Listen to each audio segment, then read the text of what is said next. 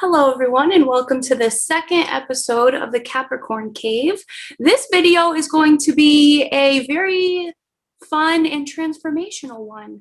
I'm bringing a guest on to talk about his experience with Pluto conjunct Sun in the transits. So Pluto is a very transformative planet, and not everybody gets to experience their Sun conjunct Pluto or Pluto conjunct their Sun, because Pluto moves very slow around the zodiac. So only people that were Scorpios, Sagittarius, Capricorn, Aquarius, Pisces, little older Aries are going to get to experience it this lifetime, and we're going to be talking about our experience with it. So I'm waiting for him to come in and we'll talk to him. All right, so we're gonna let him in. Fix my hair, make sure I look all right. Hey. Hi, how are you? I'm good, how are you? Good, it's good to see you like in well, not really real life, but kind of. Yeah, you too. So this is gonna be the second episode of the Capricorn Cave, a little podcasty thing I started to do. And I guess I'll nice. say a little bit to open up the video. I had posted something, I don't even remember what the actual post was, but it was talking about Pluto conjunct my Sun, the transit that I'm going through. And your name's Adam, right? Yeah. Because this is a thing. I've never even met Adam before. We've never even met. Who was it? Astro Batch? Astral Batch? Yeah. That's my friend Lauren. Yeah, she kind of introduced us because I was posting about alien astrology. Yeah. And what was it? The fucking like cryptocurrency and stuff like that. Which that's my whole realm. Dude, side note, I had to stop posting about that because I had so many people reach out to me and like go into my DMs just asking me for money.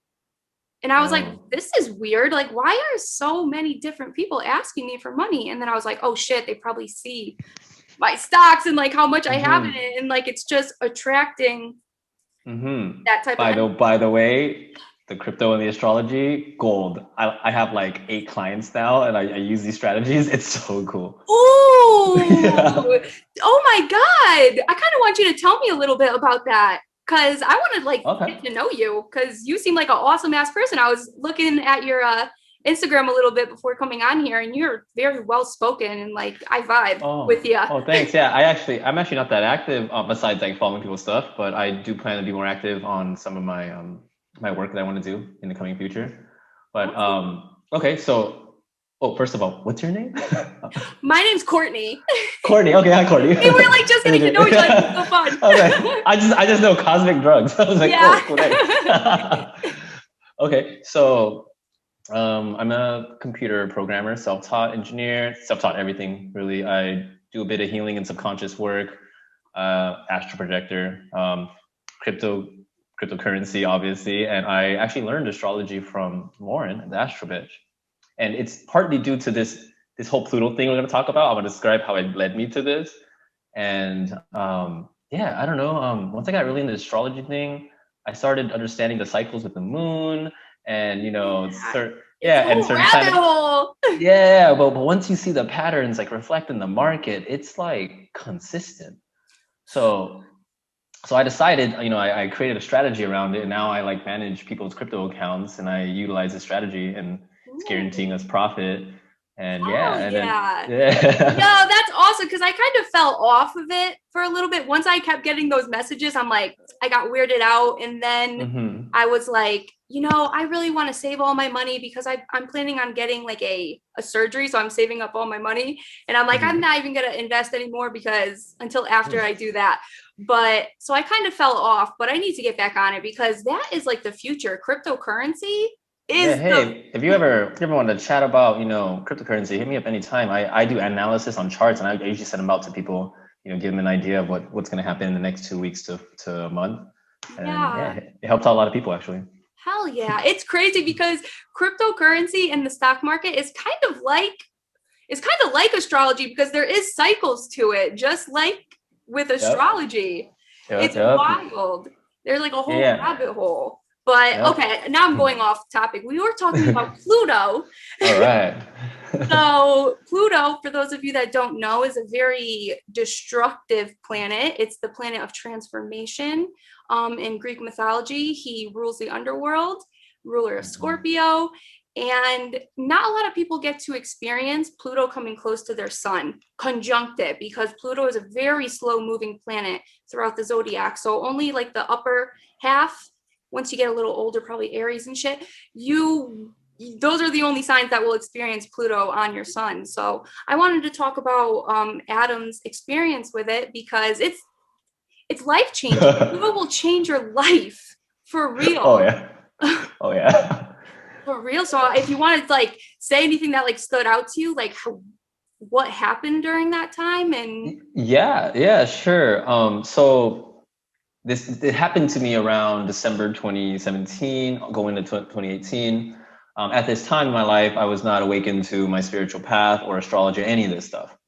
I was just a programmer for a Bitcoin ATM machine company. I wasn't happy. I mean, I was making good money, but I wasn't really happy. I wasn't fulfilled at this time in life. And I mean, I wasn't really a bad person, I just lived life to the fullest, but maybe I was just using my money in the wrong ways or just using my energy in the wrong ways. Yeah. And you know how we do. We're all young and dumb. Yeah, and, naive, kind of. Yeah, naive. Yeah, and well, it just so happens. It's so interesting how this happens. Like when I look back at it now, I understand why. But in that time, you have no idea. Like it's scary. It's scary. No, it is. Okay. So it just so happens, my cousin Dexter, he'd already moved out. I'm staying at his house with his family because I have a room there. But he had moved out like 2 months before that, and he's in Seattle. But he comes back for his birthday, and he happened to have some ketamine on him. Whoa! He haven't had some ketamine on him, and I haven't tried ketamine in a very long time.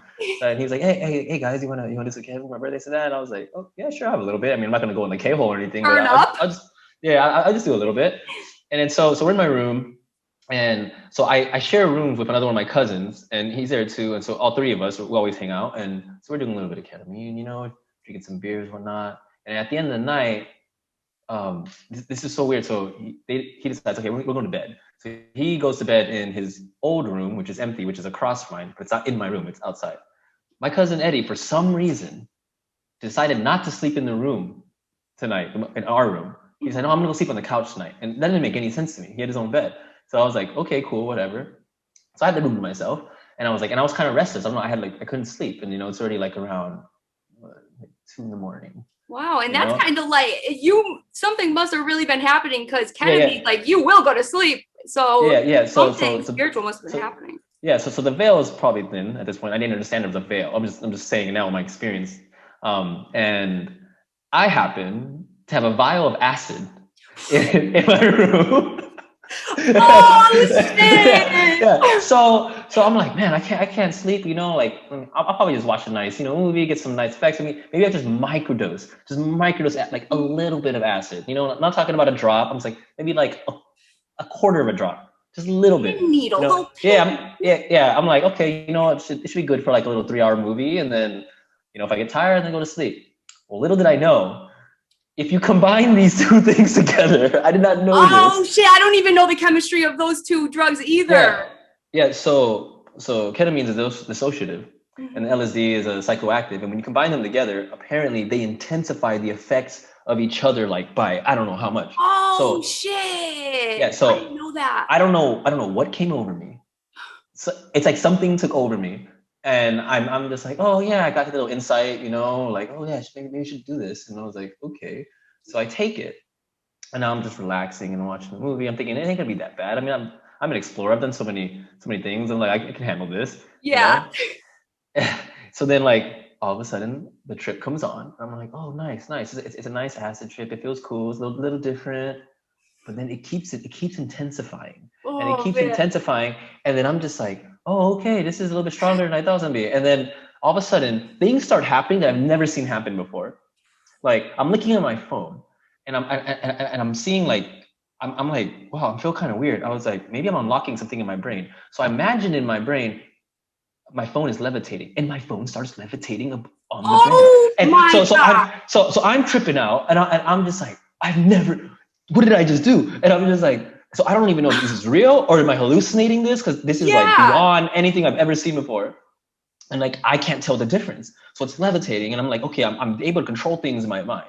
And all of a sudden I'm like, okay, I sit there and I start seeing these like translucent streams. It's kind of like they're chords, but there's multiple of them coming in different directions. They're coming towards me, and then I'm just looking at them, and they're turning, and like the immediate thought that I have was like, are these like the streams of consciousness that we're connected to, where it's how we get information through our like perception centers? I'm just like, this is probably how we do this. So I'm seeing this stuff. So me with, my type of mind, I'm like, oh, okay, so that means if my mind can see this, it means we can already unlock these things, or it's already there. We're just not visually seeing it.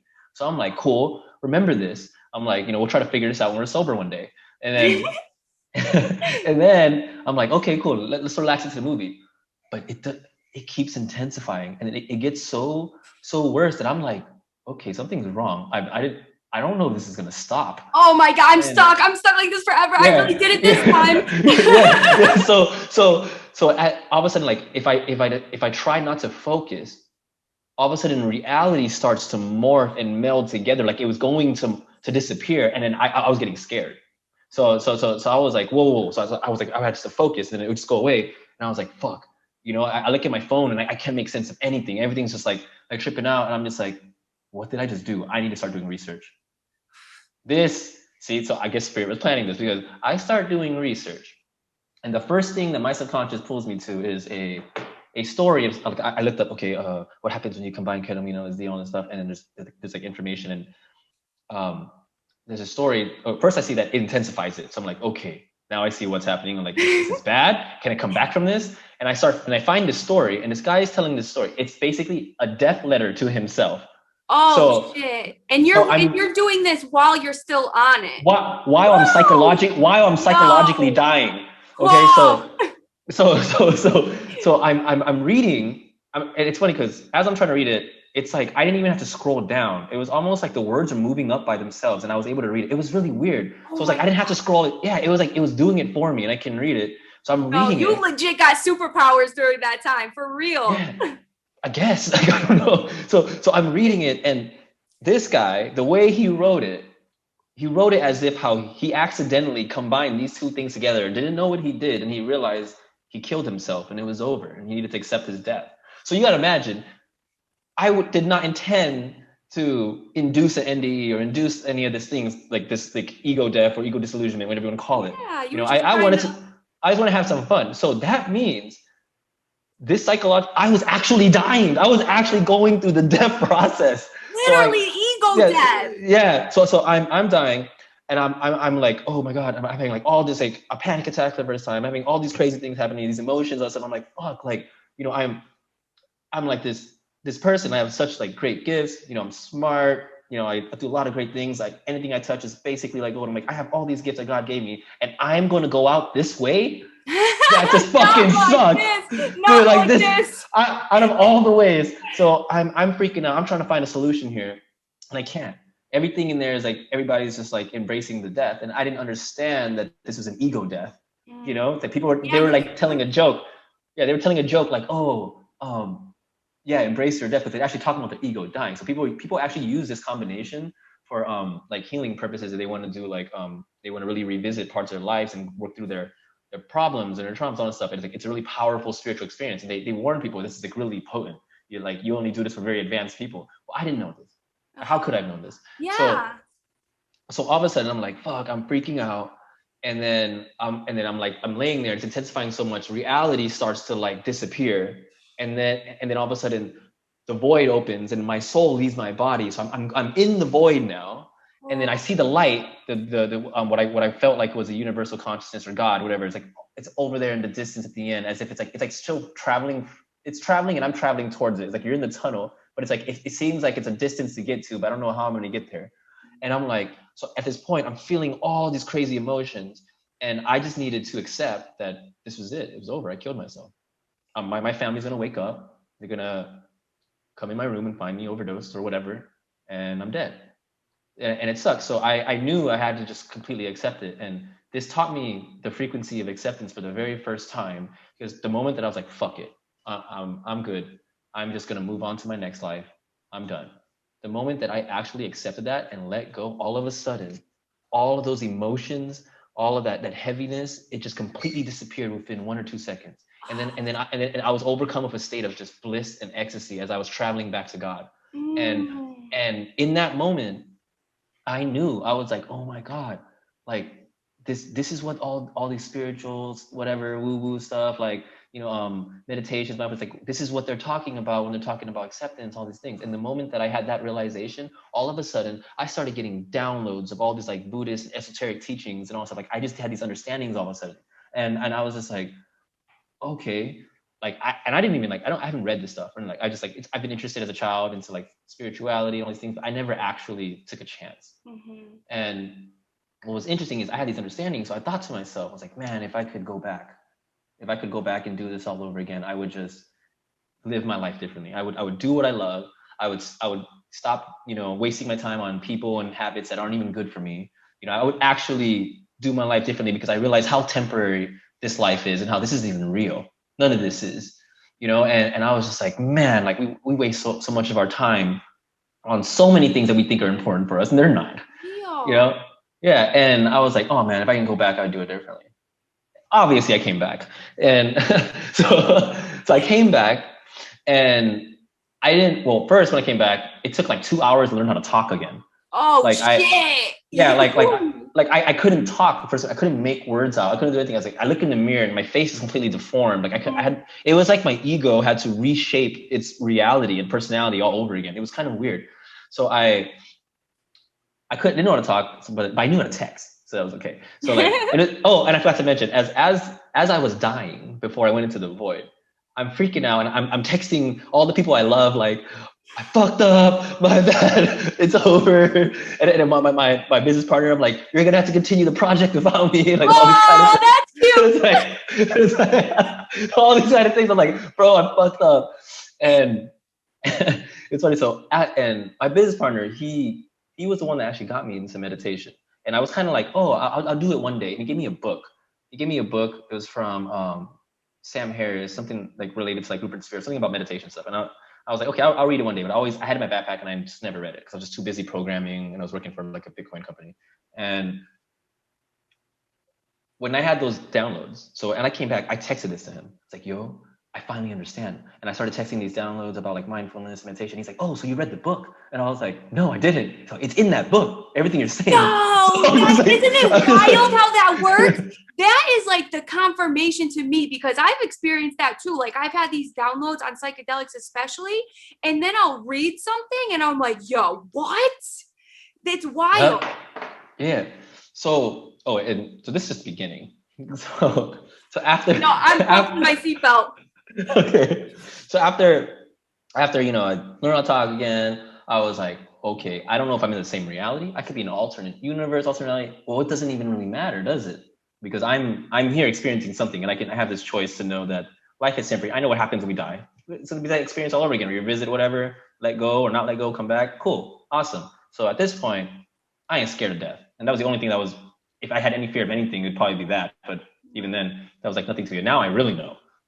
So I'm like, okay, well, I'm just now gonna live my life the way I want. So immediately the next day, I threw away like 80% of my material things. I moved out of the house I was currently living in. I quit my job. Oh, shit, yeah.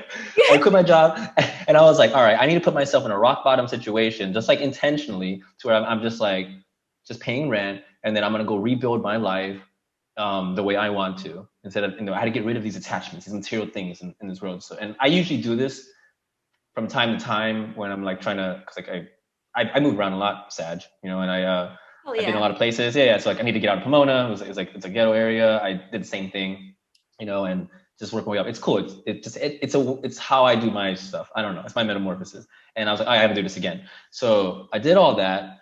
I moved into one of my cousin's house, who he had a couch. Like, you could stay on my couch and just pay me like $200. I'm just like, cool, awesome. Cause like, it's like, all I'm going to do is just do my thing. I'm going to go go to work here and there and make my money until I get the ideal job I want and this and that. And then, just do my thing.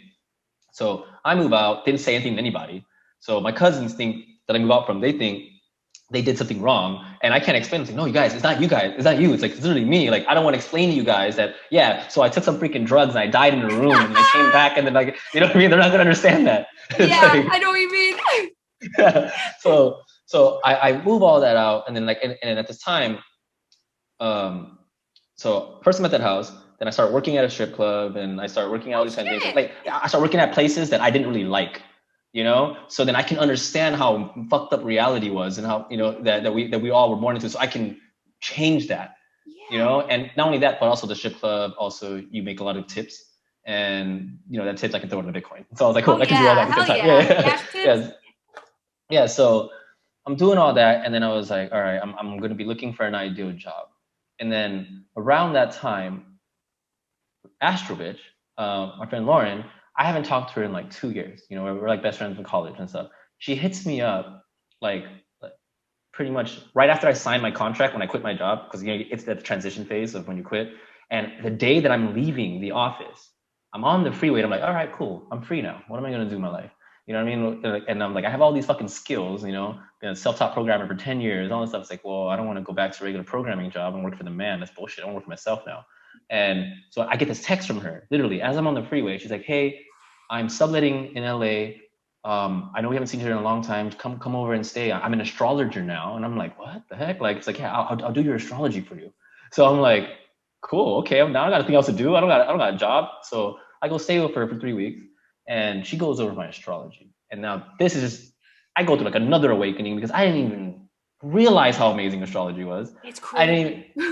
I didn't even understand that when she showed me my entire astrology, that it was literally pointing at all this stuff towards spirituality and 12th house stuff and like all these things. And I was like, oh my God, like everything started making sense, how I was so drawn to these things as a child, but I never took a chance on it because, one, my parents were like, they were religious, they were Christian, and they were kind of against the woo-woo stuff. So like, and the rest of the family were not really about it. So I had no support system to understand what was happening to me as a child, because I would have these like astral experiences at like 9 or 8, like maybe some alien experiences, and they're like kind of traumatic. And no one was able to tell me that, oh yeah, you're just connecting to the astral realm. Like, no one could ever have told me. If someone told me that'd be cool. They just tell me you're just having nightmares. Like, you know, like that's nothing. And I'm just like, these are not nightmares. These are This is something else. Things are in my room. This is something else. Like, and then so she shows me all this stuff, and I'm like, okay, this is all making sense. So if I wanted to try something new, I was like, oh, then I'll just take a dive on this astrology thing. I'll understand my chart. It's pointing towards all this spiritual stuff. Like, why not just go into my spirituality? You know, what else am I doing in my life? And I thought to myself, I was like, well, okay, cool, I'll do that. And it was kind of weird because after she went over my whole chart, I kind of had like in Japanese, they call it Satori. It's like an instant awakening. You know, it's that word too, Satori. yeah. It's because I was reading a book at the time, and it was ironic that I have this, and I'm reading this book, and the next day I'm reading a chapter and explains what I was going through with her, and I was like, oh, that's weird. It was The Power of Intention. I was reading that as a companion book as I was in my rock bottom, you know, because I wanted to do everything with intention, and so I had this it was like this, like I was like, all of a sudden everything made sense. I felt everything was super connected. I was exactly where I needed to be. It was like this instant cosmic awareness. It's like an aha moment. It was it was like it's like that aha kind of like epiphany, but it's different. Bigger, it's like it's like different. It's like everything just made perfect sense. You know, exactly what I needed to do. Cool. But I didn't know where I needed to go, but I knew I was on the right path in this moment. And I was like, all right, so I'm gonna go ahead and learn my astrology, do my thing, figure out what kind of career I can create in spirituality. And I realized I have these skills as a programmer. So then I was like, oh shit, so I can bring this into the spiritual realm. I can create something for all of us. You know, so I've been working on something for the past 2 years, which I will hopefully be releasing this year's stuff. It's a platform for all of us. Ooh. Yeah. So I actually got a download. Like one of the times, maybe like a couple of weeks after that, I would come and visit Lauren. Sometimes we would like work on stuff, like she's an astrologer, I work on myself. But one of these times I was like driving, and I was like studying numerology a little bit. And I'm like studying like a lot of stuff. So I was like studying numerology, and Spirit pulled me off a certain exit that I don't usually go off of. And then there was a car cuts me off, and there was a set of numbers, and I see it. And my subconscious is like, I need to look that up. So I start looking it up as I'm driving. I know I shouldn't probably be reading as I'm driving, but I did anyways. And I'm reading it, and I'm like, and it's talking about something really relevant to abundance, and like that it will come towards whatever whatever dream or purpose that I'm tying to. As long as everything is aligned with that, it's all going to work out. All these kind of things. So like, oh, cool, that's cool. It's nice. It's a nice validation of like what I'm going to do. Yeah. Cool. Yeah. So I'm driving, and then I see those set of numbers again, and I'm like, oh, what the hell are these again? And then as I get closer for a third time, I saw it on a billboard. The moment I saw it the third time, I started receiving a massive download. It was so much that I needed to pull over because I couldn't drive anymore. And it was like I was sitting there for like 30 seconds. And I basically downloaded, I understood this entire platform I needed to create. I understood exactly it's gonna take a while to create, but I saw all the pieces and all the group of people that need to come together and make this happen. So I knew that this was my mission. This was my great work. And I'm just like, oh my God. So then after that, you know, two years later, here I am now, and like all kinds of crazy stuff are happening, and I'm still going. And I think about like last year, because now I kind of understand astrology enough, I was like, yo, that ego death moment, that must have been divine. I was like, what was that? So I decided to track it back and see, okay, what was going on at that time? And sure enough, we saw that Pluto was literally conjunct where my sun was when that happened.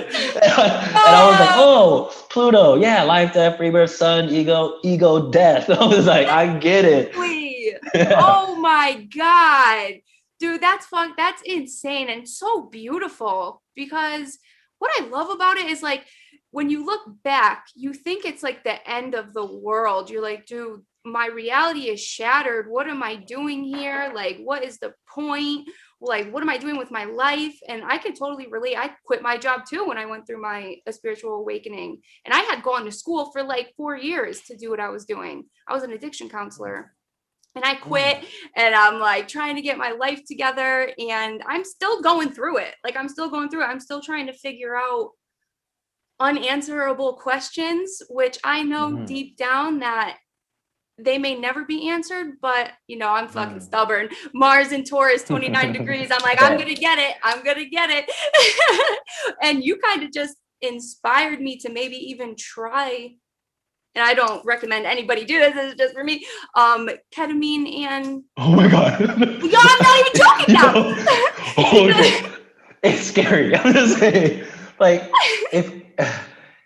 if I were to do something with intention, I wouldn't have done it. You know, that's the thing. Like, spirit tricked me. But thank God it did. Thank God it did, because I have such a great mission on this earth. Like, I was not on the right path, and it needed to resort to trickery. And I understand what it did. I accept it now, but that was a very scary experience. Yeah, I've had really bad. I've went into a 3-day psychosis from just an acid experience alone. Oh shit! And this was like during my Saturn return, before I even really realized it.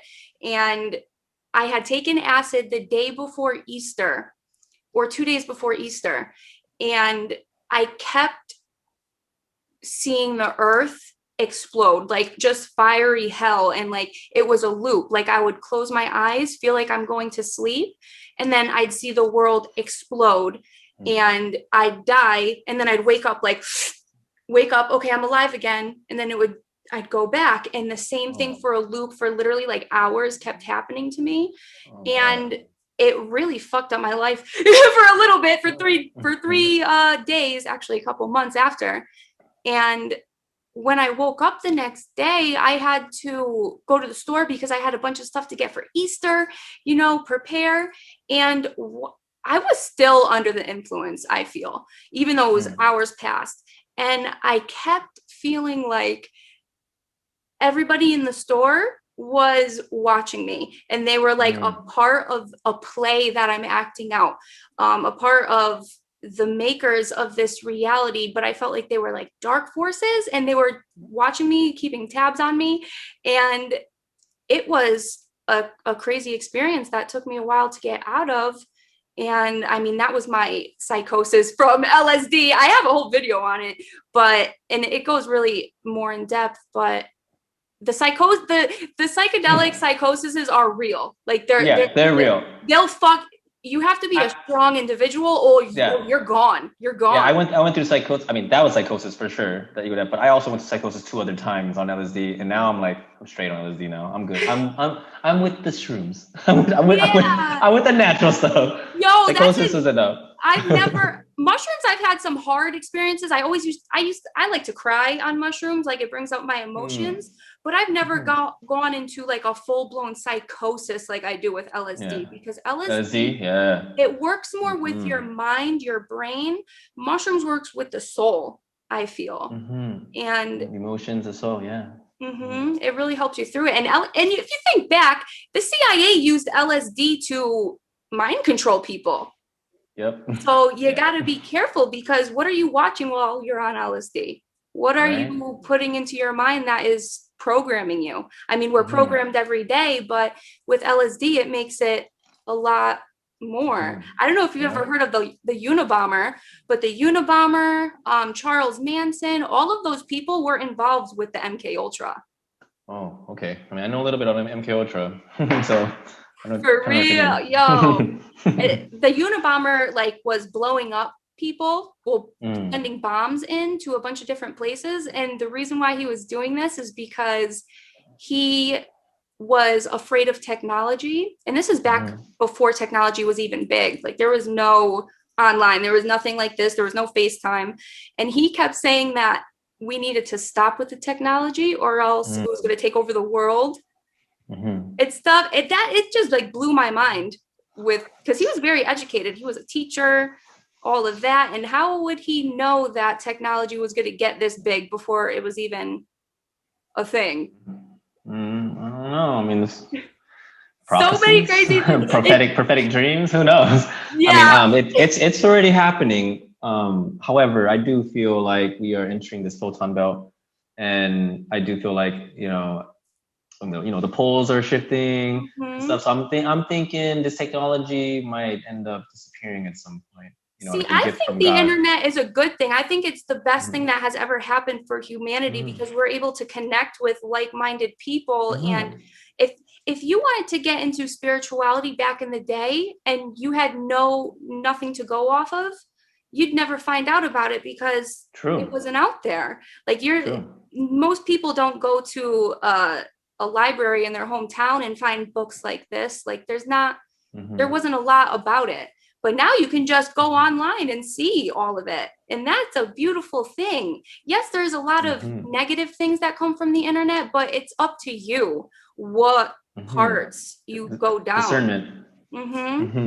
So, I mean, I love the internet. I think it's a good thing. I do too. Oh yeah, I wouldn't want it to go away. Exactly. I wouldn't want it to go away either.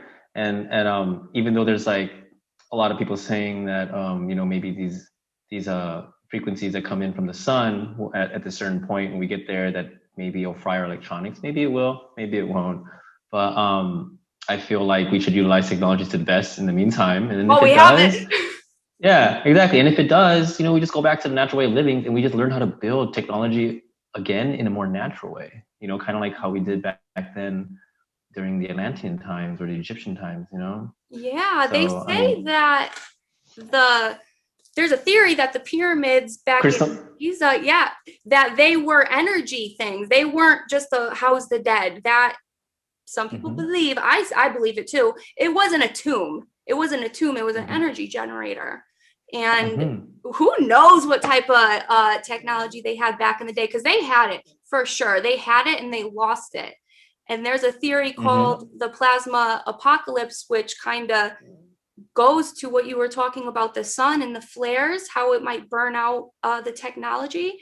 And they say that it's like a recurring event. Like, humanity gets to the point of technology and all of that, and then something happens, a solar flare, plasma apocalypse, and it wipes it all out again. So it's wild. And I wonder if the technology was like, actually, no, it couldn't have been what it is like now, because we don't have any pyramids or anything like that. So I wonder what it was like. Yeah. Well, I think from what I've read, I understood back then they were probably utilizing crystal technologies. Like they're building computers out of crystals and stuff. And I do understand that the cycle, because I know everything moves around in a circle, and there's a cycle, there's ascension cycles, descension cycles. I know our sun moves around the galactic center. So we are at that point where we're in the beginning of the two quadrants of the next ascension cycle. So it's like the beginning all over again. It's like the golden age in Egyptian times, or like the age of Adam, like when we were hybridization was happening. Look what's happening right now with the vaccine, basically hybridization all over again. Like all these things are kind of repeating itself. Yeah. So so will these solar flares repeat themselves? Maybe. And all I know is when that happens, I'm gonna go outside and I'm gonna look at that sun and take in all those upgrades. So hell yeah. Even now, I try to get outside at least once a day. I haven't because it was winter here where I am. Mm-hmm. But now that I can go outside and sit in the grass without snow being on it, I do a lot of sun gazing. Me too. Hell yeah! I'm a solar apprentice. I'll have a whole story for that. I've unlocked things with the sun that I'm going to be teaching in the work that I'm going to be coming out with in the next coming months. There's powers there.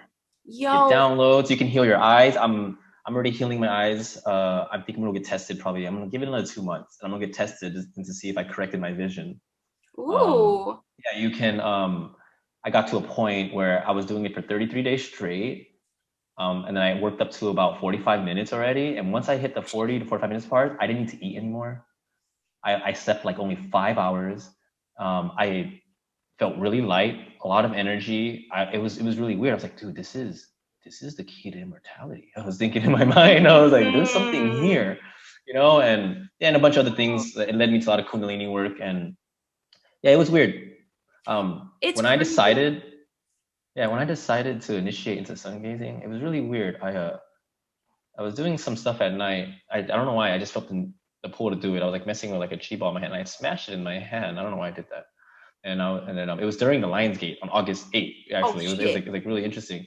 Yeah, and I did this, and I wake up the next day, and there's like these blisters all over like my hands. I still have the scar for one of them right here, but there were like these 3 blisters in the shape of a pyramid, a perfect pyramid triangle right here in my hand. And I seen it, and I was like, what are the odds of that? Like, that's so weird. But I didn't make the connection yet. So, and I'm like, okay, well, I can't work out anymore. Not right now if my hands are messed up. So, because I was doing like calisthenic workouts on like parallettes, I was like, okay, I'm just gonna take a break. It might take about 2-3 weeks to heal. And I was like, cool, perfect time to go sun gazing. And then I'm gonna start doing this as a thing. So I just started sun gazing because I already had set the intention before, and then this happens. Like, okay, now I can just do this. I do sun gazing. By the time my hand heals, I'm unlocking these things, and I'm just like, whoa, and like things are just changing in my body. And then I think probably like a couple months later, information starts coming to me more about like how we all used to do stuff like this back in the Egyptian times and all these kind of stuff. And then the more I start learning about it, I remember at some point when I was sun gazing, you can see a pyramid, like a prism. When you're looking at the sun, it's like the sun, it's like a prism that's around the pyramid, kind of like the dollar, how they have that all-seeing eye. Yeah. And it kind of looks like that. It's really weird. So I'm seeing this, and I just had the insight. I was like, yo, are these what the pyramids are for? Like, they're connected to the sun probably. So I'm thinking this in my mind, like, because I'm seeing the structure of it, and then I started learning about the Merkaba, and I'm like, okay, let's see. Then if there's a pyramid, maybe there's a reverse. So I started looking at it, and I'm like, oh, there is. So there's like a whole Merkaba structure happening around the sun. Oh shit. So I'm tripping out. Like, I don't know if I'm the only one that sees that. So I started initiating other people in the sun gazing, and I'm like, guys, if you can see this stuff, let me know, because I need to know if it's unique. Like, if we're only seeing unique things to ourselves, or is there common things we can see here? Now I need to like really pay attention and notice to see if I see it, because I see some weird ass shit. Like I see like weird geometry. I don't even know what you're referring to. I'm trying to like think in my mind. And you said it was when you said you see weird geometry, are you seeing things flying around that have these weird geometrical shapes? They look like they're alive. Yeah. Dude, I mean, okay. See, I don't even know what they are though. Like, I don't even know. I don't know what they are either. Okay, cool. Because I try to ask other people, because I started seeing these things what you're describing, and they're alive because they're conscious. I know they're conscious because I see them. They're flying around, and if I try to touch them, they can move away from me. But when the wind blows, the wind does not affect it. Yeah, nothing in this physical reality can affect its movement. It can do whatever it wants. So I know it's alive. And I'm like, are they electrons? And then my homie's like, nah, dude, you can't be seeing electrons. They're too small. And I'm just like, okay, well, are they like photons or something? Like, what is it? Are these like, you know, stardust? Like, what is, I'm seeing something that I don't understand. And sometimes like there's like these weird geometrical shapes. Like, it's weird. I don't know what this, I'm so glad you see them. Yeah, if you know what they are and how to talk to them or ask them, cool. Let me know. I'm trying to figure No, that out I'm still. still trying to figure that out too. And I kind of haven't been sun gazing as much because of the winter. I haven't been wanting to go outside freezing, but I'm definitely going to pay more attention to it and feel the downloads. And I know that this upcoming year is going to be totally transformational because the Pluto is it's not even exactly conjunct my sun yet. So I know that I'll be getting these massive downloads. Definitely. I already know. I like feel it. I just got the goosebumps in me. And I kind of wanted to talk about this because it just reminded me. Have you ever looked at like the sky or even snow and you see all, and you said electrons, and that's what I thought it was. And it's not even geometric shapes that I see when I look at the blue sky or white snow, but it's like millions of just dots just moving around. Like, Yeah. like what is that? Yeah, I don't know. I What don't is know. that? All I know is I was only able to see them after I started sun gazing and unlocking this. So I believe every human being should be able to see these things. We just have to train our eyes to hold the capacity of light that we can with the sun. You know, so I think human beings back then, before we had these houses and this artificial light and stuff like that, we were always outside. We were always connected to nature. We must have had superpowers. Literally, we must have had supervision, super sight, super all these kind of things. And I feel like this like simulated reality that we created on this planet is just like preventing us from connecting with nature more. So we're kind of like, our bodies are adapting to not needing these powers, these extrasensory powers. And because like I'm seeing this, and the more that I'm healing my eyes, holding more light, you know, and I'm able to see these things now. And occasionally I'm able to like, when I'm like on shrooms, like sometimes I can see people's auras, like I wouldn't be able to see before. And I'm just like, oh God. So like these things are being, it's just our eyes. My eyes can see these things now. So it's like I'm training my eyes to be stronger. So I feel like as we do that, we'll be able to see these things and understand what they really are. Because I don't know. I mean, I try to breathe them in sometimes. Like, yeah, okay. I do the sun too. Like that's a powerful technique. It's a meditation technique that you do. You can do it with the moon, the sun, even these little buggers that we're seeing. And like what I do when I feel like I'm sucking in the sun's energy, like I try to envision that my own auric field is growing while I'm doing it. It's powerful. Charging it up. It's literally like That's charging. So but it's actually happening. So it's called the Ka body, or there's other terms for it. You're actually charging this your energetic body, your astral body. It's like you're charging it with the life force from the sun, Kundalini, Chi, whatever, so many terms. So what you're doing is actually a thing. And yeah, it works. It's wild. And that's why I started getting into making orgone pyramids, because there's this guy, William Reich, that discovered orgone energy. And he said it's like chi, it's life force energy, this energy. And his studies was that you can generate the orgone energy that is in the air by layering organic and inorganic materials. So like, you know, any type, but with the pyramids, you do it with crystals and metals. And I was like, whoa, like I've heard of orgone pyramids before, orgonite, but I never knew like there was a real scientific backing for it. And what got me more interested is he was arrested, William Reich, and he studied under Freud. So he was like legit. And he was arrested for, I forgot the actual reason, but it was because he wasn't approved by the FBA. How do you say it? FDA. He wasn't approved, and he was making claims that these orgone generators that he made could cure cancer, can cure mental disorders. And he was arrested and he died in prison. Nobody knows how he died. Yeah, and I'm like, yo, he was onto something then. He was onto something. And yo, these things work magic. And I when I went to go buy an orgone pyramid for myself, I realized they're not even real. Like the ones that you find online a lot are mostly crystal. Like you just see a bunch of crystals in it. but it needs to be layered because most people probably don't study the work of William Reich. They just see it online and like, oh yeah, this is an orgone pyramid. It needs to be layered, inorganic, organic, inorganic, organic, because it kind of, it draws it in, especially with the shape of the pyramid. If you can get it with the dimensions of the real pyramid at Giza, which you can find, it draws it in and it transmutes the negative EMFs like in the air, and it just amplifies that orgone chi energy.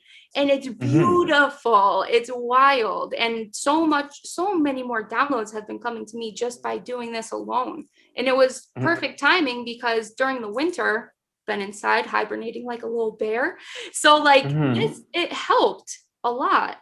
And I'm still I want one. You make them? Yeah. I'm gonna buy one. I'm gonna buy one.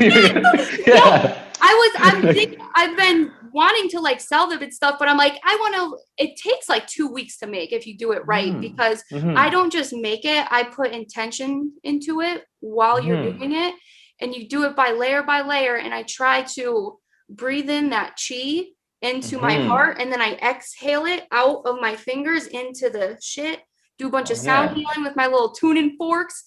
You know, you gotta, because the intention is what matters. Yeah. You can't just make this shit. Like you could, it'll probably still do something, but I think personally, the intention and the energy you put into it matters the most. Oh, more of a reason I want to support you, and I want one of those. Take your time. I will pay for it. Hey. I want one. Thanks. I've been making a bunch of these motherfuckers. Just put them all over my house. And what it does too, the more that you have, that I've noticed, and I felt this on Psychedelics, I saw all the pyramids that I had in my house creating a network, like they were all working together. And I'm like, oh my God. Yeah. And this is actually true because I have some information on this, and me and a friend are going to be releasing out on the platform at some point, showing that, yes, our planet Earth, there's a grid. And the pyramids are connected to this grid. It's a network. And there's these certain vortexes and these points where they have these energies that connect this grid together. And there's even at times when I would consciously astral project. And this is before I learned how to control my flight. I would just astral project, and I'm just observing my astral body doing something. One of these times I was observing my astral body. It flew all the way out into the ocean, and it was doing something. It was hovering up and down, doing some kind of weird stuff. And I was like, what was it doing? I didn't understand. And then when I reconnected with one of my cousin-in-laws who was really into this type of research, and he showed me the grid, and I saw that there were one of these points right off the ocean, off the Pacific. I was like, oh my God, that's probably where I was at. Oh, shit. I must have been working on something, and I wasn't even aware. Yo, you were coding. You code in this life, and you were probably coding in the astral realm. That's what I'm saying. God. Yo, for real though. Yeah, and I'm so connected to these pyramids and the sun gates. I'm like, okay, there's something going on here. I don't know. I'm learning more about it as I go. So yeah. Oh my God, what a beautiful thing. What a beautiful thing. And like, it's crazy how right now all of us are like connecting. Like we're finding our tribe right now. Like it's like the coders of the reality are starting to find each other, and like we're just by connecting with each other, I feel like we're like unlocking things that you may have had, or I may have had, or I don't have, but you have. You know what I mean? Yeah, and we just compliment as a team. Yeah, that's how I see it too. There's a group of us. It's called the 144. 144,000. You ever heard of them? Oh wait, on TV, right? The 44. No. I'm thinking of the. No. Yeah. They talk about it in like the esoteric religious text. They talk about the 144,000 light workers. I don't know if that's the number, but it's just relative to. That's just a symbol. I don't know, because obviously there's billions of people in the world. Yeah, they talk about this group of people, and I believe we're all a part of it. And I don't even know if I should be saying this, but oh well. I mean, I'm just saying, I think we're all part of it. I've gotten to that point because I used to not want to say things that was coming to me, and then I got to the point I'm like, yo, fuck you. Like, I'm gonna say what I want. Like, even just my psychedelic experience I had a couple days ago, I'm like, should I fucking not put it out? Nah, fuck it. Fuck it. You want to kill? Like, yo, if you're gonna kill me, do you even realize how much more powerful that would be? Like, I'll just come back. Yo, no, and what I think they don't realize, because there's no doubt that people like us get murdered if you're like big, like fucking who can I think, Dr. Martin Luther King, fucking JFK, all of these, even really highly awakened people in the entertainment industry, like Bob Marley, even XXXTentacion, they think they're doing something smart by killing these people, preventing that. But what they fail to realize is they're amplifying whatever they said, because people are going to pay more attention to them now. Stupid ass fucking people that are doing it. Like, I feel like the dark energy that is trying to take over this reality is some sort of AI mostly, because like they don't grasp the concept that real consciousness can grasp. If that makes sense. Like it's like an inorganic consciousness. Inorganic. A lot of people want to put, oh, the devil is doing this, but I look at yin and yang, like there's dark and light, and we need it in order to even know the difference. So I think in reality, the dark energy that is coming upon us is more AI than devil-ish, if that makes sense. Yeah, it does make sense. We can go on a whole deep conversation about this. I can talk all this kind of stuff. Like, I'm really into that. For real. And I don't talk about it enough with people. Yeah, definitely. It gets a little bit deeper into the specific aliens that helped create this planet and what their plan is in this whole cycle. And like, it's like, like the Anunnaki. Have you ever? Yeah, the Anunnaki. The Greys and the reptilians, all that kind of stuff. Yeah. And I know at least the Orion Empire definitely is really big on the technology. So if there was any AI that I feel like would come from any of these people, it would probably be coming from them, I'm guessing. They're the ones that gave us technology. Yeah. Or you know what, an AI, or even just like a virus, because you know how the computers, they get viruses. And viruses they infest, and they try to eat everything, all the living cells. So AI, fucking virus. I'm still trying to figure it out too, because like there's so many things that you can go off of for reference of what is going on, and you have to have discernment too, because you have to have discernment. And I am still at fault, because I'll go down one rabbit hole really hard. I'm like, oh, this is it, that's it. But and then realize, nope. Same. Nope. And I'm sure like, okay, that's cool. Next. And then you feel like an idiot. At least I do. I'm like, oh God, that's embarrassing. But it's beautiful, because whatever. Like, I made a mistake. We're human right now. Exactly. Oftentimes I find myself in a situation like that. I'm like, okay, I have all this information, and then there's this general consensus here. That doesn't even mean it's true. I'm just gonna watch things unfold. And then you'll see, as reality unfolds, certain things will stand out. You're like, okay, see, that's making sense. That's tying with these things. Cool, whatever. And then you start to see it more unfold. And then, and I guess I'm fortunate enough to meet certain people that have tracked history in the past and certain things. They're able to connect certain dots. And I'm just like, okay, cool. So I'm starting to see that these things kind of do have a connection. Okay, doesn't mean I believe it 100%, but I'm seeing that this is making a little bit more sense than all these other things. And I'm just like, all right, I'll still let reality unfold, because we all have free will. And then us as a collective determines our future. So we'll see what really happens. And it's like picking up breadcrumbs, like picking up breadcrumbs, and like you're waiting to get to that just total. And I wonder imagine like really figuring it out. I wonder, once you do figure it out, is that when you die? Because like they really don't want it getting out. So if you do actually find it out, and that's interesting. when. Because if we question what's happening to all these people who are really, really onto something, they did figure something out. They're getting executed, they're getting killed. So is that when you basically die? And I'm just like, oh.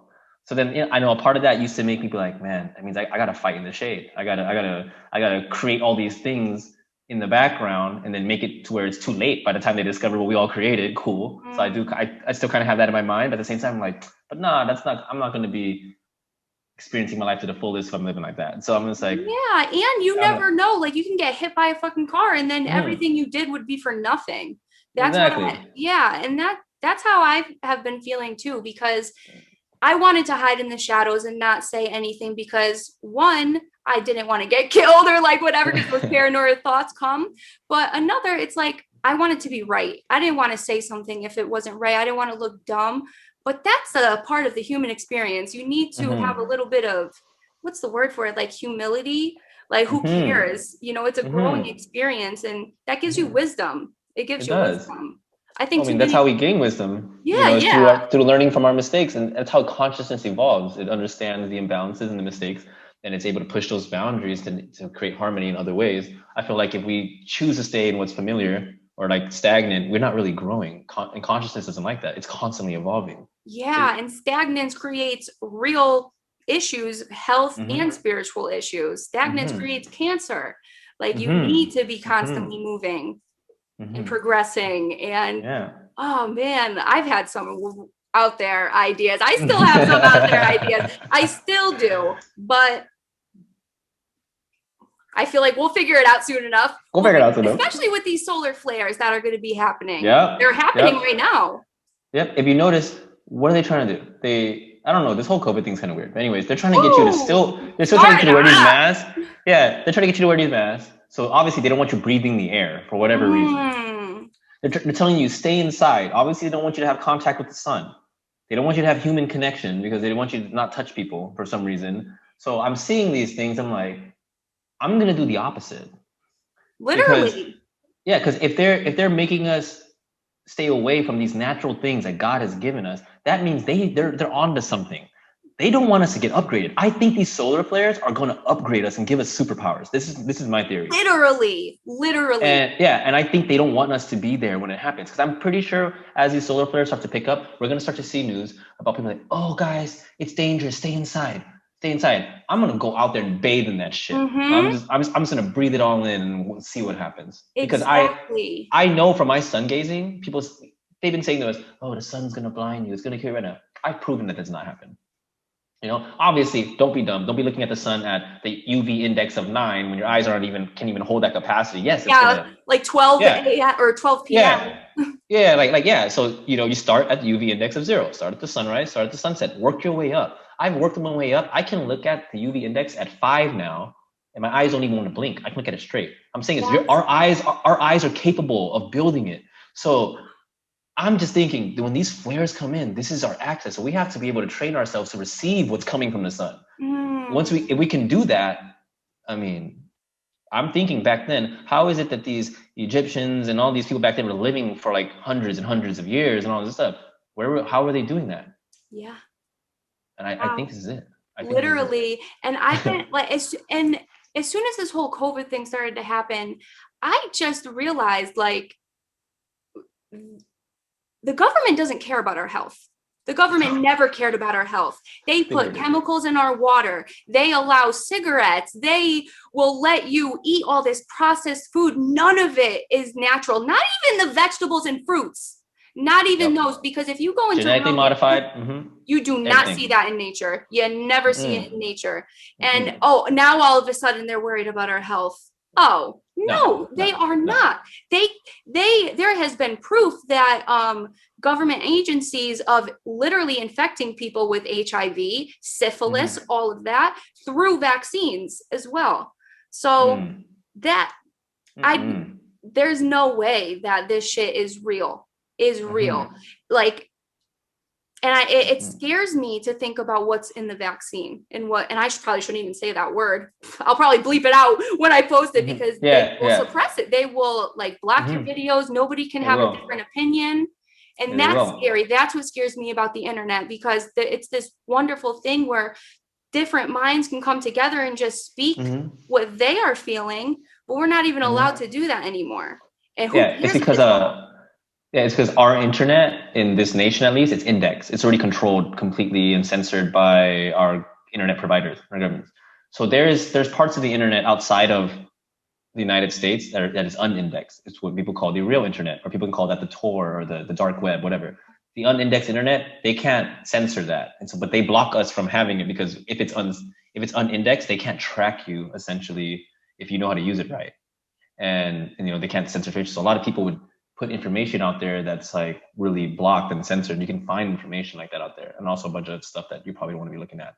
But Yeah. So because they have such control over our internet, that means everything we see on our internet, they've already put it through a filter. They know, they already know. They control all of it. So it's like it's hard sometimes. So when I practice discernment, sometimes I could be something could be happening and the news is blowing it up and all of a sudden social media is blowing up and all these articles you get online. And sometimes I'm like, dude, I honestly can't believe any of it because they could have doctored all of that. Exactly. That's what I always go. That's my go-to. As soon as something is popular and it's going viral, that makes me question, because Mm-hmm. it would not be going viral if it was real, because they don't want you having the real information. Let me Right. tell a story. I just Mm-hmm. posted a picture of, I don't know if you saw it, was on my Instagram, and it was talking about sex and the importance of being careful who you mix energies with, because you are literally linking your energy Yep. with theirs, taking on their energy, they're taking on yours. And I Yep. posted a picture, and this picture had been reposted before. Like it was all over the internet. Like it was just a repost. But Mm-hmm. I wrote out like a few paragraphs explaining, sex and the importance of it. And it blew up. It got over 4,000 likes, and I've never ever had a post like that blow up on Instagram before. And I'm like, oh shit, dude, Yeah, that's that's that's beautiful. awesome. As soon as I started to feel my mushrooms coming on, because I took mushrooms a couple days ago, I got a notification on my phone that Instagram deleted it for nudity. There was no nudity in it, nothing. Wow. And the picture, like I said, that I posted was a repost. This had been posted on someone else's Instagram for Yeah. months, and theirs wasn't deleted, but they deleted mine. And the only thing I can think of as to why is because of the information I provided in this Yes. caption. Yes. So like this information you're talking about, this type of sexual alchemy is something that I actually am teaching as well in some of the work I do, to have sacred relationships and understanding the energetics of this, because you can actually unlock higher states of consciousness by having the right partner. And what you're talking about, it's you're on, this is it. This is what you're talking about, this type of energy, understanding sexual energy this kind of way. So I'm not surprised that they blocked it out, because they don't want us to know that. Because if people know that we have this power in us, we can unlock things. And like, who knows, they're probably doing whatever they want with information, but you can unlock things about your consciousness, and you can heal so many things about yourself, where if you're healing all these things with yourself, there's no need for medicine, there's no need for the hospitals, none of this kind of stuff. And they Yeah, probably don't want to, they probably don't want us to know. literally, they don't want you Yeah. to know that, and you're right, it does unlock things. And what it also does is it locks. If you're having sex with a piece of shit, a low vibrational entity, you are Mm-hmm. locking yourself, you are blocking yourself from progressing forward. And Mm-hmm. it it suppresses you, and I've gone through Mm-hmm. this in my own experience being in Mm-hmm. abusive relationships. And it Mm-hmm. blocks your growth. It blocks Yeah. your growth because they're feeding off of you. They're feeding off of Mm-hmm. you. And I also made a point to mention internet p word, like, because they're master magicians, the people in the industry. And I never want to knock those people in the industry, because they're doing their thing. You are responsible for giving your energy to them, because the internet, they can take your energy just by you watching them on the internet in a Mm-hmm. sexual way, because the sexual Mm-hmm. energy is magical energy, is life-giving Mm-hmm. energy. And Mm-hmm. that's why when you have sex and you can make a baby, you're creating life. Yeah, that's exactly. That's the You ultimate form of creation. You're literally, creating, yeah. you can either make a baby, or you can make a manifestation. Mm-hmm. And it's like, Mm-hmm. people don't know this, and I keep Mm-hmm. trying to get the information out, and it's blocked. For what? For what? Mm-hmm. Mm-hmm. It's insane. Yeah, It's it is. It insane. is. But I do feel like there's a lot of us out here that are fighting the good fight, and we're going to be teaching a lot of people. But it seems like we have to be very clever on how to put this information out so it doesn't get censored and all this kind of stuff. But we're learning it. We're testing these boundaries. We need to We're like create like a different language, almost like code mm. words. I was just talking about code words today. One of my friends. I was like, we need code words. I was like, Yeah, the thing is, it's like, how would you tell the code words to the people that you're trying to get the information out to? That's something to mhm. ponder, because we really are Yeah, going to have to start to do that.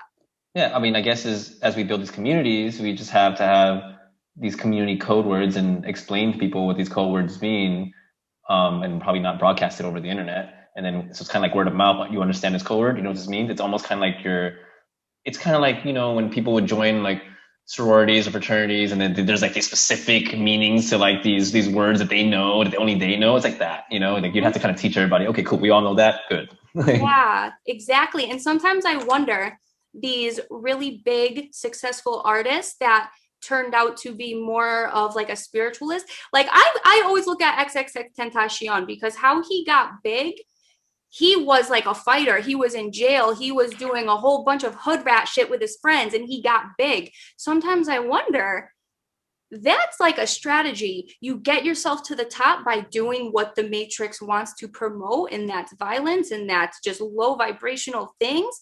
And then once you get there, now you got the spotlight. Now you throw it as much as you can before you're prevented.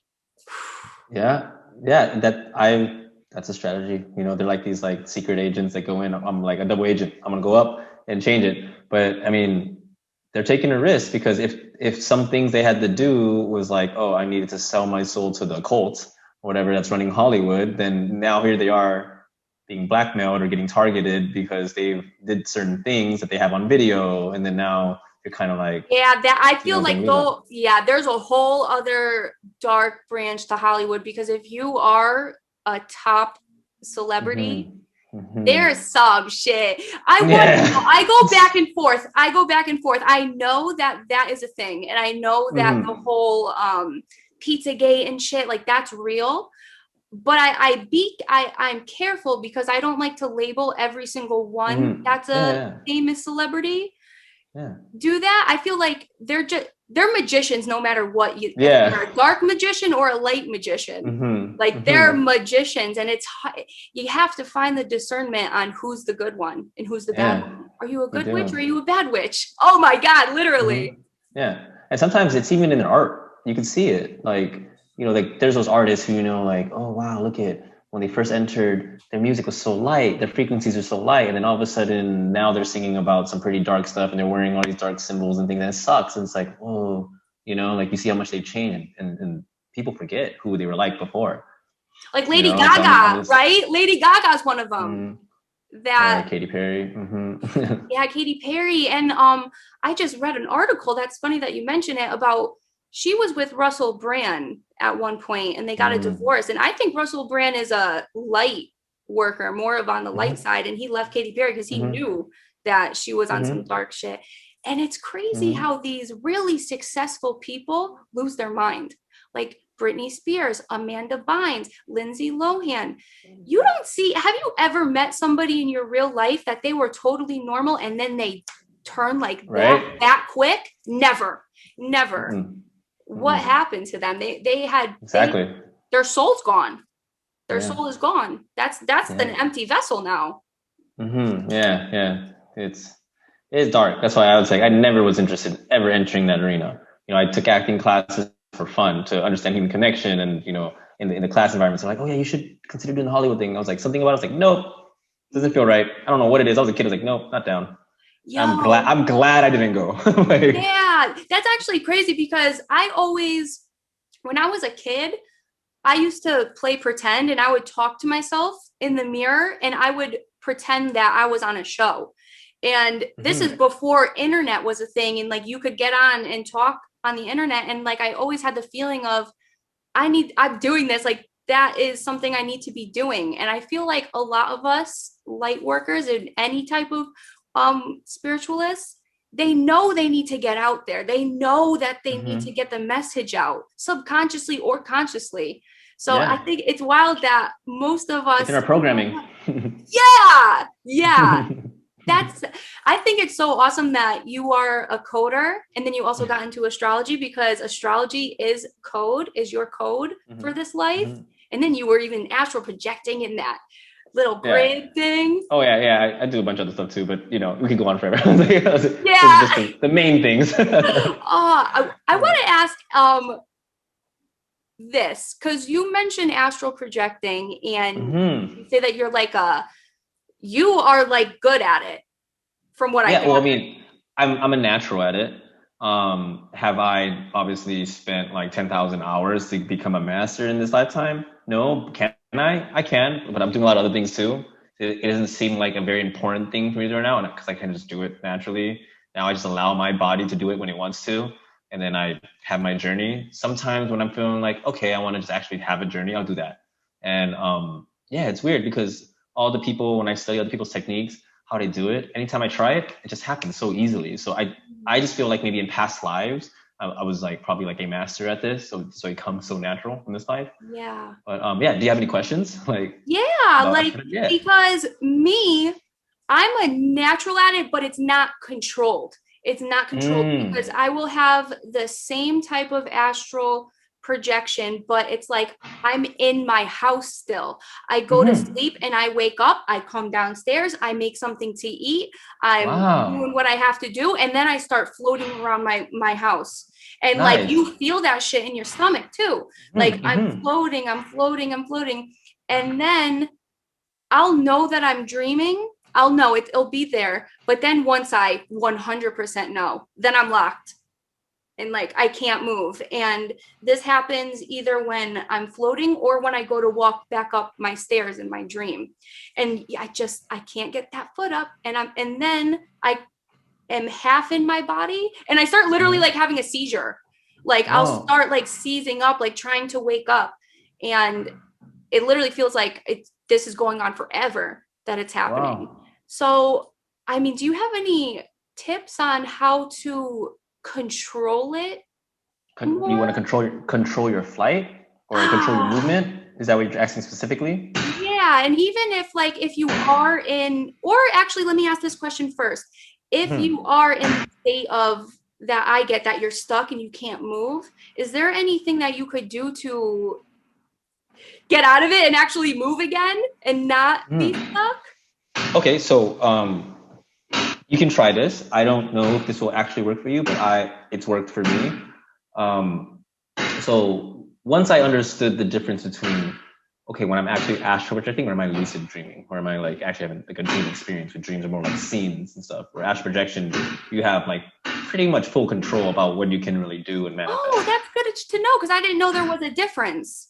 Yeah, so a lot of people say it's similar. Like there's a difference. Once you start to really look for the differences, you start to understand when, oh, okay, this is what a dream looks like when the subconscious wants to manifest certain characters, and it's playing each character and it's trying to give you a message with every character, the scene. Cool. Because like in astral projection, you can go into dimensions and realms. Like I don't even know. You can be in your house. You can fly through walls and go into like the rest of the planet. You can even go into space. You can like sometimes I'll instead of consciously exiting my body, sometimes I'll wake up in an astral projection experience and I'll be on like, oh, I don't even know where I'm in like a different dimension. One time I went into like the lower realms and I started seeing ghosts and stuff, and I'm just like, yeah. That's like I just want to say this real quick.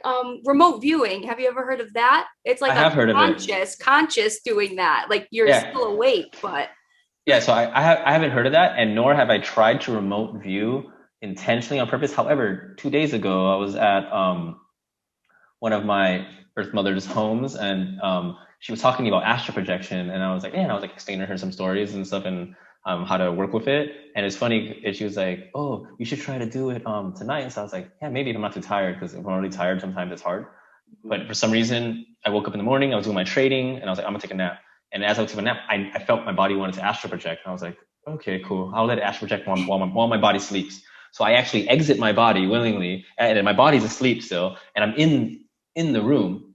And then I consciously just walked through the door, and she was already awake, and she was outside. And as I walk through the door, I go into the house, and I see her. She's sitting on the couch. She's like talking to somebody on the phone, you know? So then, but I'm like, okay, I'm going to go. I've never done this before, but I'm going to go attempt to move something on this table to see if she'll see it, you know? But I never got to do it because the thing is with astral projection, if you don't have enough life force or kundalini charging up, it's hard to stay in the realm that long. You'll easily fall back asleep into it's like fuel. I look at it, it's like fuel in the realm. So it's fueling your astral body. So as I get really close to the desk, I can see myself, oh no, I'm falling asleep, and I snap back in my body, and it's like, it's really interesting. So what you're describing about being stuck, just to get back to that, the only time I've ever seen myself stuck, like where like I felt like it was hard to move, something like that, it was always in a lucid dream or like in a dream. Now in the astral realm, I've never had this experience, but what I understand about the astral realm is the physical doesn't exist. Everything is the mental and emotional. So if you really can have control over your, like regulating your emotions, obviously, because any intense emotions, like super positive or super negative, can be too intense, and it sends the signal to the physical body, and then if it's too strong, it'll snap you back into your body, and then your experience is over. So you ever notice, like, when you're you ever notice when you're like in a dream, when you're astral projecting, like when something really intense is about to happen, you immediately wake up.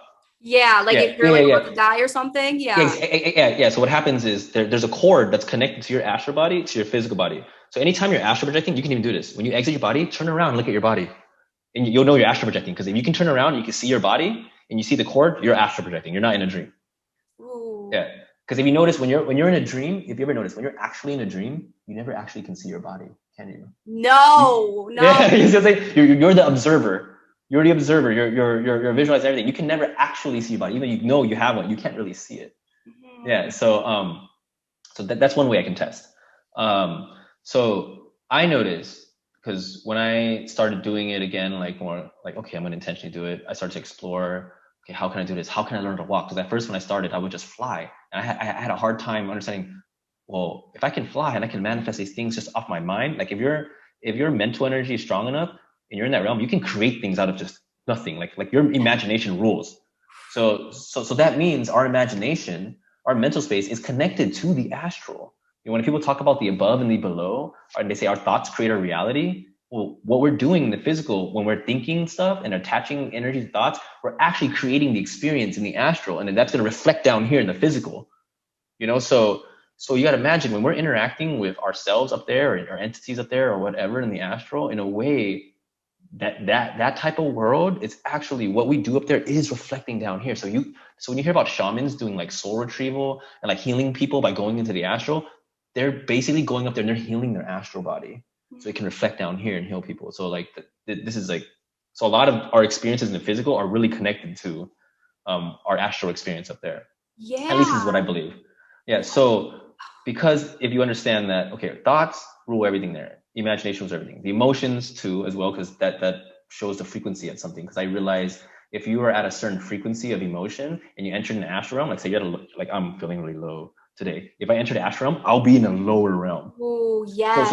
So I realized, oh, this is how I can travel. But I can travel through understanding how to control my frequency, and I can start to move up and down the realms. At least is what I'm thinking. I'm still testing this out. Because I was in a positive state one time, and I went into the realm, and I ended up in like this like metropolis shopping mall area. Like it's like a bunch of beings, like humans and non-humans. Everybody's just like having a good time. And I'll describe this. I'm sorry, but the shopping mall thing just totally struck a chord literally with me, because don't go on though, but like I don't know if it's a shopping mall, but it's what it looked like. It feels like it. It feels like it. I feel like I've been there many times, but go ahead. Yeah. So I've been trying to get back there, because like I'm sure there's so many places. I'm like, okay, how can I get back to an exact place that I want to? That's what I'm working on right now. But this is where I learned how to walk for the first time, actually. So I'll describe this to you, and I think this can help you get out of your stuck experience if you are experiencing this. So I knew my intention was, okay, I need to learn how to walk, because if I can learn how to walk, that means I'm able to control my mind enough and actually hone in my attention on a single thing, a single thought, and I can manifest that reality instead of being scattered. So I was like, okay, cool. So the first times I would try, I'm like, okay, I'm in the realm, I'm gonna try to walk. And I'm like, all right, go and try to walk. And I end up flying through the floor or flying through the wall. I'm like, okay, that didn't work, And then this one time I end up in that mall area, whatever this was. And I'm there and I'm flying and I'm like, okay, cool. This is a really cool spot. And I'm seeing, there's people walking, there's people flying, and there's people who are just like unconsciously asleep and just like floating around. And I'm thinking these are the people who are in the astral that are not conscious. Because I truly believe that when we go to sleep, we are always astral projecting, and like our astral body, our higher consciousness, it has work to do. It's doing whatever it needs to do. But when we can train ourselves to become conscious, we can now observe the experience, or we can actually control what we want to do. And so I was like, okay, cool. So I see that, this shopping area, there's like, different levels, like there's like the first floor, second, there's different platforms, different levels. So I'm like, okay, I am going to glide down and I'm going to try to walk on one of these floors. So this is my intention. So like intention is very important. And attention. So I go, and then so imagine this is the second level. I'm flying down, And I'm like, okay. I'm imagining myself really focusing, okay, walk. I'm thinking this, right? Nope, I fly right through it. And I'm just like, Oh fuck. shit. Yeah. So I was like, okay, back up. So I back up. The second time, I'm like, okay, I'm gonna try to do it differently. So as I'm going in, and I'm thinking, okay, slow down, but I'm imagining myself slowing down. So I feel it, I'm slowing down. The next thing is, okay, now like I'm imagining myself walking. So I in a way I'm kind of pushing beyond what I understand from past experiences, my limitations. So like I'm like, no, I can, like I'm going against it, like total Uranus going against it. And I'm and I'm like, okay, so I'm imagining, okay, left foot touching, and I'm seeing it, and I'm touching, I'm imagining it, and as I'm doing that, my left foot touches the ground, and I feel it. I touch the ground, and I'm like, okay, right foot, and I touch the ground, and as I get in the ground, I'm like, oh shit, and now I'm kind of like walking, kind of like wobbling, like a baby learning how to walk, and the whole time this is happening, there's this girl, who's sitting like right there. She's watching me the entire time, and she's just amazed, and she sees me right when I start walking, then she runs up to me and she goes, "Yo, how long have you been walking for?" And I was like, "This is my first time." Oh shit! No.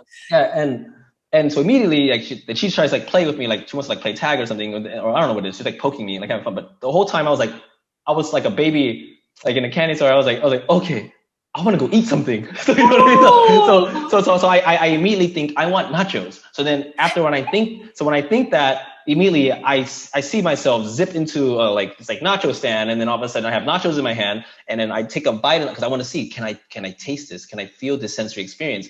And I eat the nachos and I feel it. So it's like, and all this is probably happening in our third eye or whatever. Yeah. I don't know. Yeah.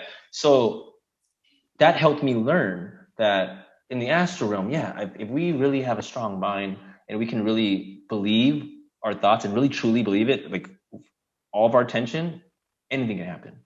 So I think if you ever find yourself stuck, take a moment, and see if you can change that thought and really believe it, and that I can walk out of it, and try that. That actually might help you. Yeah, that is actually what I go ahead. Yeah, because say for instance there's resistance, or you're resonating and like, okay, I'm stuck, whatever, and you start to get like kind of flustered resistance.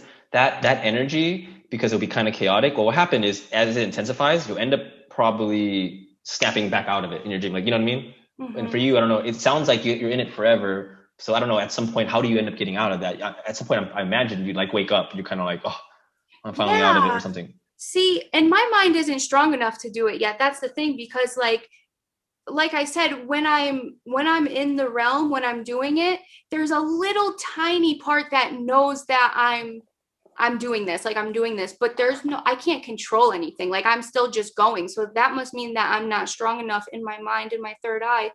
Well, it's because what's happening is it's like a percentage of your mind is like, yes, I know this. And a percentage of your mind has a little bit of doubt, So it's almost like, so it's almost like your attention is split.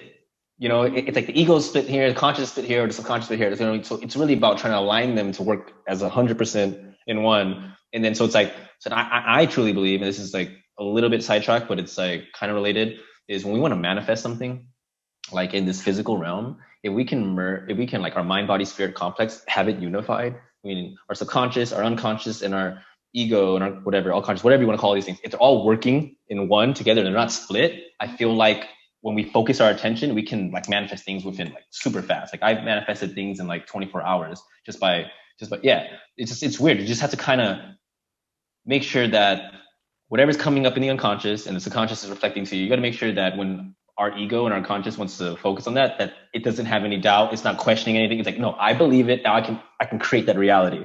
So that it's like your intention is just pure. And I feel like that's when universe can really work with you, So I believe that happens in the astral realm too, if we can get to that point.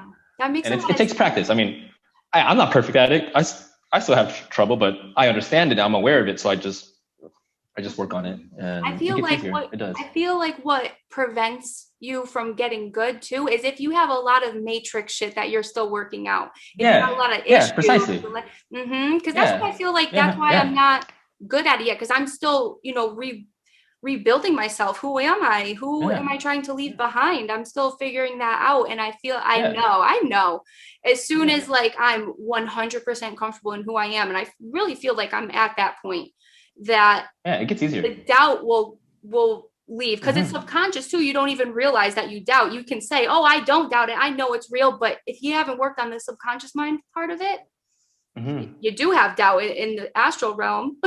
Because we can lie to ourselves here.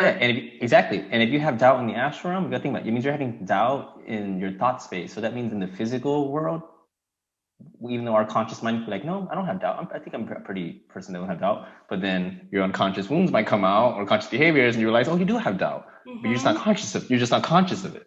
So it's like, doing that work, it does help. I agree, and I resonate, because I do a lot of unconscious and subconscious work with myself. So I do see that over time, as I'm working myself, figuring myself out, understanding more about my unconscious behaviors, making it conscious, as Carl Jung says it, and all these things, life does become easier, because now I am living with conscious intention. I'm consciously relating. I'm consciously communicating. Doesn't mean I don't mess up and sometimes operate on my unconscious. Of course, that will happen sometimes. But now I'm able to recover faster. I'm able to like be aware of like, oh, what's happening, and able to, nope, let's not regress. Let's make a more positive action towards what I really want to do. I'm making a conscious choice now. And the more that I do that, it gets easier. It gets easier. Now it's almost like, it feels like I'm almost like a Jedi. Hell yeah. And those, I mean, the stuff you're doing, you're like a Jedi. The stuff you're doing, like you're creating all this stuff. Yeah. I feel like those points where you see yourself about to regress or like go back to the old ways, I think of those points as checkpoints. Those are your checkpoints. Those are your tests, and your higher self or the spirit around you, they're just seeing, what are you going to do? How long are you going to go on for that for? Okay, you made a mistake. How long till you realize? How long until you actually go back and, okay, no, what am I doing? Fuck. And it's, if you choose to attach that regressive behavior, even when you're aware of it, you're effectively saying with your frequency into the universe, oh, I don't want this other thing. I want this, because I'm saying I'm attracted to this. I am choosing this with my intention, and I'm focusing my focus on it. Therefore, I want this reality. And what's going to happen is the reality happens. You will now have this experience. And then when people wonder, oh my God, I'm doing this again. Why? It's like, what do you mean? Why? Take responsibility. You created it. You know what I mean? If you want to step out of it, you can easily do that. Step out of it and make a different choice. And you got to be careful, because you can do that, but then what will get people is the guilt. If you are living in guilt because you messed up, that's almost just as bad as continually messing up. The guilt is like the worst feeling. And I felt guilt on psychedelics, especially, just like paranoia, just like it consumes you like a dark force. And you have to have love for yourself and compassion, and realize we're human. We make mistakes. It doesn't mean that you are that mistake, and you have to get over it, like get over yourself almost. Like, and nobody's since we're on that topic of compassion, I just felt the need to explain that if you're ever in the astral realm, or let's say you're around a dark entity or like a negative entity that may be trying to influence you in the realm to kind of embody whatever dark frequency so they can feed off that energy that you're polarizing back to them, you can actually fight them back with compassion and love. And if you do this, they'll run away. Oh shit. Or because the thing is, it's like a battle between light and dark. They're trying to get you to polarize down so they can feed off that the emotions are giving off of that.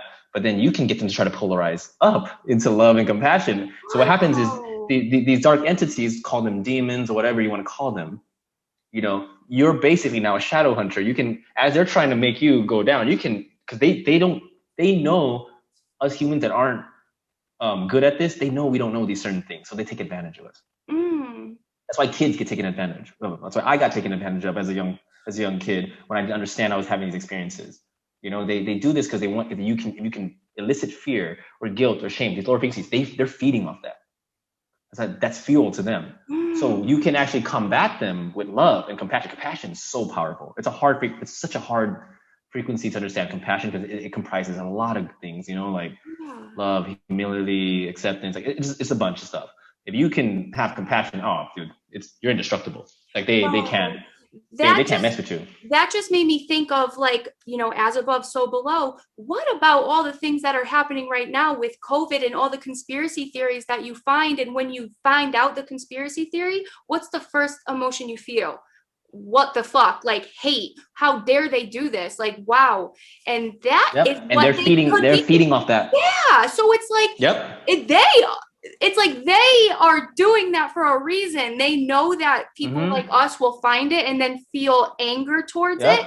So it's like, it's probably, they don't even want to be doing that. They just want you to get pissed about them doing it. Like, haha. Exactly. Because when you're doing that, because that means that these thoughts we're receiving, they're trying to get us pissed or get us angry. They're sending you these thoughts from the astral, seeing that, can you live out this karma? Can you attach to this and live out this experience? Because if you do, and you create this chaos in another person, now you're both creating that energy and you're releasing it up in your thought space and stuff like that, and they get to feed off that and do all this stuff. So it's like, if we want to fight them in the physical realm, we can understand thoughts, understand what's trying to be, these pendulums that are trying to be created between these entities, and we don't have to feed it.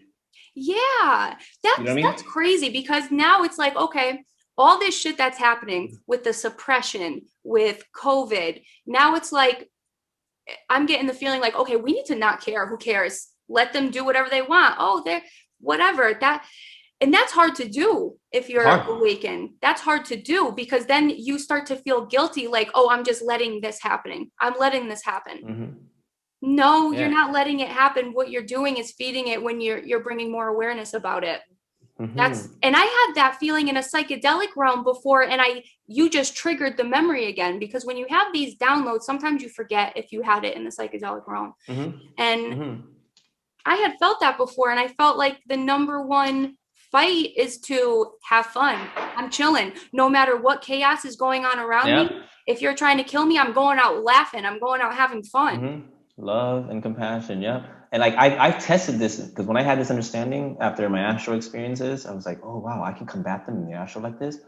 That means I can do this in the physical, because I know the connection between the mind, body, and spirit, and the above and the below. So I'm like, okay, well, let's test this out.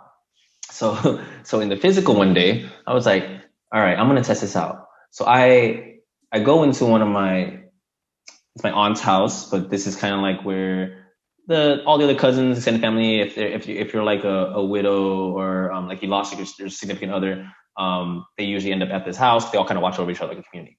However, I know that there's dark entities that like to prey off the people in this house because of the way the energy is in that house. You know, they're really prone to gossip.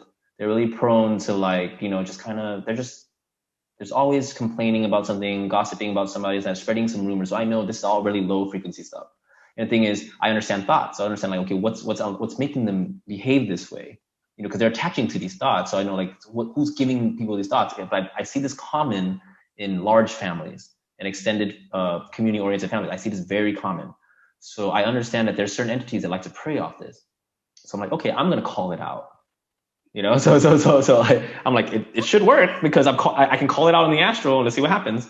So I walk in. So at this time, my dad actually was staying at this house after, because he didn't have a place to stay. So he was staying there and a bunch of other people there. My aunt, who's the person who's like the head of the house, she is like the main gossip person, right? Oh, like the queen that spreads everything. Of gossip. Yeah, exactly, right? So I rarely go over there unless I'm saying hi to my dad, because I understand the energy doesn't make me feel good. It's like it's always gonna end up being they're talking about somebody or they're complaining to me about somebody or whatever. Anyways, I go there one day and I'm sitting on the couch. I'm like, all right, I'm gonna do it right now. So I focus in my mental space telepathically. I call the negative entity or demon, whatever you call it. I call it by its name. I was like, gossip demon, I want to talk to you. Come out right now. I literally say it with intention. In my I don't say it out loud. I say it in my mental space. I guess you could say it out loud, whatever, but I say it in my mental space, and I patiently wait. So I don't say anything. All of a sudden, my aunt, the one I told you about, the queen, she's knitting. She just looks up at me and she just starts talking shit on my dad. All of a sudden, like, your dad, he's drinking, all this kind of stuff. Like she just like talking shit, trying to get me to react.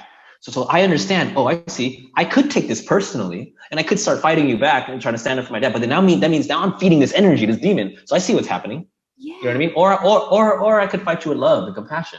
And anyways, so I'm seeing this. I'm like, oh my god, it's literally happening right now.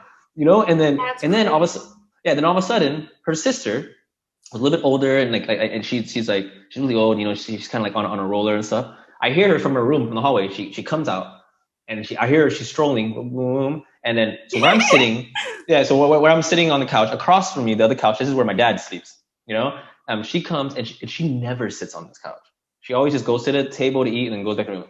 All of a sudden she rolls out and she sits on that couch and she's facing me and she starts talking shit on my dad. I'm just like, holy fuck. You know, so they're really coming at you. They're like, all right, you want a ball? Come on. Yeah, exactly. So all this is happening. So then in the astral, like you know, kind of in the mental realm. So then I decided to combat it with some love and compassion. Like I'm not feeding this, and I'm like saying that, okay, I'm showing it love. It doesn't affect me. You know, I gotta do what I say, but you gotta get it from a frequency level. I noticed, like, I gotta feel that, really feel it, and really believe it. And I have doubt what I'm feeling. And then I decided to reflect that in the physical. So I decided, instead to be taking it personally and like yell at them and all this stuff, I talk to them with kindness and love, like, you know what I mean? And I don't, stuff like that. And eventually they just stopped and they just want to talk to me. So the one thing that I realized, you want to talk about exorcisms? If you call out these negative entities, and this happens just like in the astral realm, like I said, either they'll run away or they'll end up polarizing to the higher frequency love. So how that happens in the physical realm, you know when someone's like really angry and they're like trying to project at you, that they're trying to cause you pain, get you to react. If you react, they're happy because they got you to be as miserable with them, because misery loves company. But if you ever notice when someone's really in a bad mood, trying to get you to feel the energy, you ever try to give them love and you see what happens? You know, most of the time, either they'll just get more angry, like fuck that, and then they'll just fucking run away. Yeah, you know, they'll go on to the next one. They'll try and they'll pray exactly. out. Or you actually get through to them with your compassion. You actually get through to them. What happens? They heal. What happens when they heal? They're not angry anymore. Now all of a sudden, now they're just happy back up. They just transmuted that energy. Yes. So this is. We are mimickers. We mimic what we see. So if you are not high conscious enough, you're mimicking what you're feeling, that negative vibration. But if you get enough people that aren't going to give it back to you and you're giving the good, the light, they'll mimic it. Yeah. Or they'll run. Yeah. So, or they'll run. If they can't handle the light, they'll run. If they can, now they just polarize. That means they just stepped out of that dark frequency and they turn into something beautiful and light. So that is how they transmute the energy. That is polarity.